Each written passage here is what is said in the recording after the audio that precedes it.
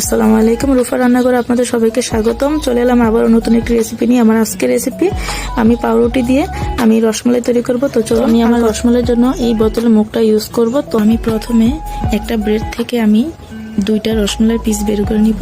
এই দেখুন আমি কিভাবে, মাশাআল্লাহ কি সুন্দর হয়ে বের হয়ে গিয়েছে।